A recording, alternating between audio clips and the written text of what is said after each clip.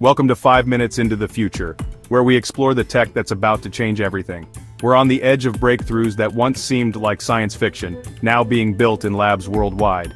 Today, we're diving into self-repairing artificial intelligence, a concept straight out of a sci-fi novel. Imagine a machine or robot that doesn't need a human to fix it when something goes wrong. Picture a Mars rover diagnosing and repairing itself, all on its own. This is about resilience, creating systems that survive where humans can't go. Self-repairing AI fuses intelligence with robotics, letting machines detect and fix their own problems. The AI analyzes, designs a solution, and executes the repair, true digital self-sufficiency. But can machines really heal themselves like liquid metal reforming? The first steps are here, turning sci-fi into reality. Let's see how close we are to self-repairing AI. So, what does self-repairing AI actually mean in practical terms? Let's get to the heart of it. At its core, it's about creating systems with a built-in understanding of their own ideal state. Think of it like your body's homeostasis. You don't have to consciously tell your cells to start clotting when you get a paper cut, an automated process kicks in. Self-repairing AI aims for the same thing. An AI would constantly monitor its own performance metrics and physical structure. When a deviation from the norm is detected, say a robotic arm is moving 2% slower than it should, the AI doesn't just flag an error. It initiates a deep dive to find the root cause, whether it's a software glitch or a wearing down physical component. The process can be broken into 3 key stages: media group, animated infographic of detection diagnosis action, 3-step process diagram for machine repair at its stock at a distribute _ equally detection, diagnosis, and action. Detection is the easy part. We already have sensors that can monitor everything from temperature to voltage. The real magic happens in the diagnosis phase. This is where the intelligence in AI comes into play. The system would run countless simulations, cross-referencing the problem against a vast library of known issues and potential solutions. It might even be creative, using what's called generative design to invent a completely new fix.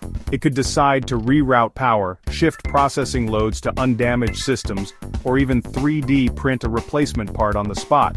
Now for the action phase, which is arguably the most complex. For software, this could mean the AI rewriting its own code to patch a vulnerability or optimize a faulty algorithm. It's like a digital surgeon performing an operation on itself. For hardware, the challenge is physical. This is where we see the convergence with another exciting field: media group, laboratory with advanced materials, engineer testing futuristic polymers, robotic arm handling flexible material at its stock at distribute _ equally, advanced materials.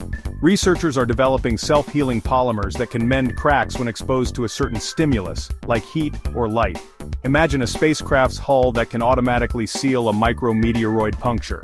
The AI would detect the breach, identify the location, and then activate the material's healing properties. This isn't just one single technology, but an ecosystem of them working together. You have the AI's neural network acting as the central nervous system. You have a suite of internal and external sensors serving as the sensory organs. And you have robotic actuators, 3D printers, and smart materials acting as the hands and the immune system. When all these components are harmonized, you get a machine that is more than just a tool. It becomes a dynamic, resilient system that can adapt to unforeseen damage. It's a paradigm shift from building things that are strong to building things that can recover when they inevitably break. The universe is filled with chaos and entropy. Building things that can fight back is a logical next step. So, how far off is this future? Are we talking 5 years, 10 years, or a distant 50-year dream? Well, the answer depends on what level of self-repair we're discussing. Basic forms of this technology are already here. Think about your computer's operating system. It can often detect a corrupted file and restore it from a backup, or download and install a security patch to heal a vulnerability. This is a rudimentary form of self-repair. It's predictable and operates within a very limited set of rules. But it's a start. It proves the core concept is sound. The journey from here to a truly autonomous, physically mending robot is a long one, but the first star on that map has been charted. Looking ahead 5 to 10 years, we can expect to see more advanced applications in controlled, high-value environments. Think of massive data centers or automated manufacturing plants. In these settings, a single point of failure can cost millions. Companies are heavily invested in developing AI that can predict hardware failures before they happen and automatically reroute tasks to healthy servers, effectively healing the system as a whole. We'll also see more sophisticated software that can not only patch itself but also optimize and rewrite its own code for better efficiency. This is the next logical step, moving from reactive fixes to proactive, intelligent maintenance. It's evolution in action, but on a digital timescale. Push the timeline out to 50 years and that's where things get really interesting, venturing into the territory of true science fiction. Here we can envision machines that perform complex physical repairs on themselves, a deep space probe that can replace its own solar panels, a fleet of undersea drones that can mend each other's hulls after navigating treacherous terrain. This will require breakthroughs not just in AI but in robotics, material science, and nanoscale engineering. We'll need robots with the dexterity to handle delicate components and materials that can be easily reshaped or fused. It's a grand cosmic challenge, but the history of science shows that what seems impossible today often becomes the standard of tomorrow. However, we must always temper our excitement with a dose of scientific skepticism. Creating a general-purpose repair AI that can fix any problem, known or unknown, is an enormous hurdle. It's one thing to program a robot to fix a specific anticipated issue. It's another thing entirely for it to improvise a solution to a problem its creators never even imagined. That requires a level of creative, abstract reasoning that current AI has yet to achieve. So while simple self-repair is just around the corner, the vision of a truly self-sufficient, all-purpose handyman robot remains firmly on the distant horizon, a tantalizing goal for the next generation of scientists and engineers to pursue. Science fiction has long been obsessed with this idea, giving us a rich tapestry of possibilities and warnings. On one end of the spectrum, you have the optimistic vision of Star Trek. The USS Enterprise was a marvel of engineering, but things still broke. When they did, the ship's computer was instrumental in diagnostics, and we saw glimpses of automated repair systems. This technology was a tool empowering the crew to explore the galaxy safely. It was a future where technology served humanity, making us more resilient and capable. This hopeful vision sees self-repairing AI as the ultimate co-pilot, a guardian angel for our complex machines, ensuring our grandest adventures don't end in disaster due to a single blown fuse. Then you have the darker side of the coin, a vision straight out of Black Mirror. This is where the autonomy of self-repairing machines becomes a threat. Imagine a system that decides its human operators are the source of its problems. A military drone that heals itself by overriding its safety protocols, or a smart city infrastructure that locks down to protect itself from human error. When a machine can not only think but also preserve itself at all costs, the line between tool and autonomous entity blurs. This narrative serves as a crucial cautionary tale, reminding us that with great power comes the absolute necessity for robust ethical frameworks and fail-safes. We have to build our values into the core code of these machines. Fortunately, we're not just theorizing in the abstract. Real-world experiments are already underway, bridging the gap between fiction and reality.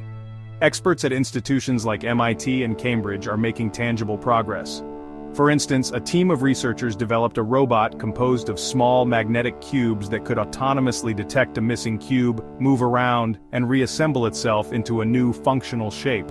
Another experiment involved a robotic arm that, after one of its motors was broken, was able to learn a new way to move through trial and error to successfully complete its task. It didn't physically replace the motor, but it adapted to the damage, which is a critical form of self-repair. These early prototypes are like the first organisms crawling out of the primordial soup. They are simple, but they hold the genetic code for a far more complex future. Expert opinions vary on the pace of development, but most agree on the direction.